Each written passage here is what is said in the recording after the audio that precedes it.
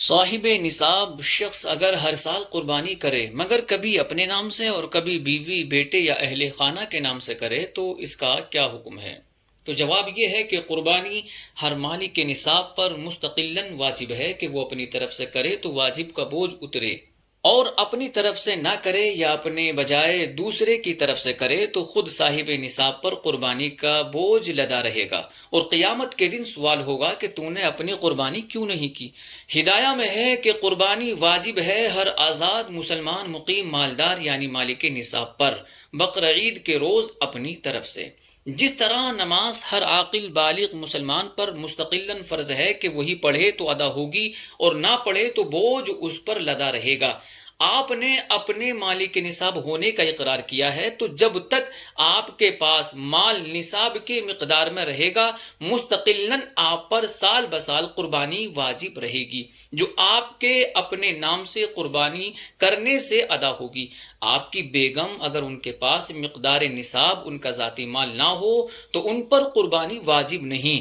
اور اگر نصاب بھر ذاتی مال ہو یا تو ان کے پاس ان کا نجی پیسہ جیسے میکے سے تقریبات یا تہوار پر ہر عورت پاتی ہے، یا آپ نے ان کی ضروریات کے نام سے وقتاً فوقتاً رقم دی ہو جس میں سے انہوں نے پس اندازہ کر رکھا ہو، یا ان کے پاس میکے کے زیورات ہوں وغیرہ، تو جب سے ان کے پاس نصاب بھر رقم ہوئی اور جب تک باقی رہی برابر ان پر سال بسال علیحدہ سے قربانی واجب ہے، اور یہی حکم بالغ بچے کا بھی ہے۔ تو جیسے ہر بالغ مسلمان مرد و عورت پر ہر وقت کی نماز علیحدہ فرض ہے، ایسا نہیں ہے کہ ایک وقت کی نماز صاحب پڑھیں اور دوسرے وقت کی نماز بیگم ادا کریں اور تیسرے وقت کی نماز ساجزادے۔ اسی طرح قربانی بھی ہر مالک نصاب پر الگ الگ واجب ہے، اور جب تک اس کے نام سے قربانی نہیں ہوگی ادا نہیں ہو سکتی۔ البتہ چونکہ قربانی مالی عبادت ہے اس لیے یہ آسانی ہے کہ چاہے تو ہر مالک نصاب قربانی کا جانور اپنی خاص رقم سے خرید کر،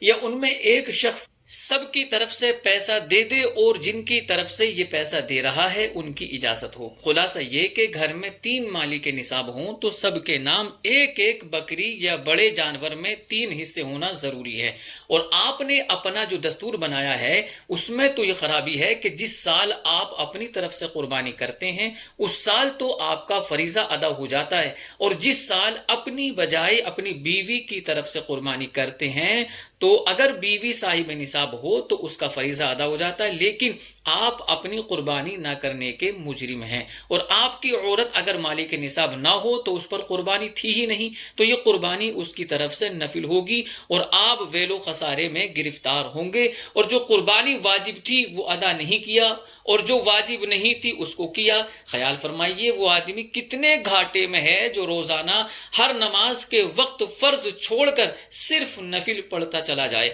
ہماری اس تفصیل سے غالباً مسئلہ قربانی کی نوعیت آپ کی سمجھ میں آ گئی ہوگی۔ آئندہ اگر گھر میں صرف آپ ہی مالک نصاب ہوں تو ہر سال اپنے ہی نام کی قربانی کریں، دوسروں پر قربانی واجب ہی نہیں۔ آپ کی عورت اور آپ کا بیٹا تینوں مالک نصاب ہوں تو 3 جانور یا بڑے جانور میں 3 حصے ہر سال تینوں کے نام ہونا ضروری ہے۔ واللہ اعلم تبارک و تعالی ورسولہ اعلم، صلی اللہ علیہ وسلم۔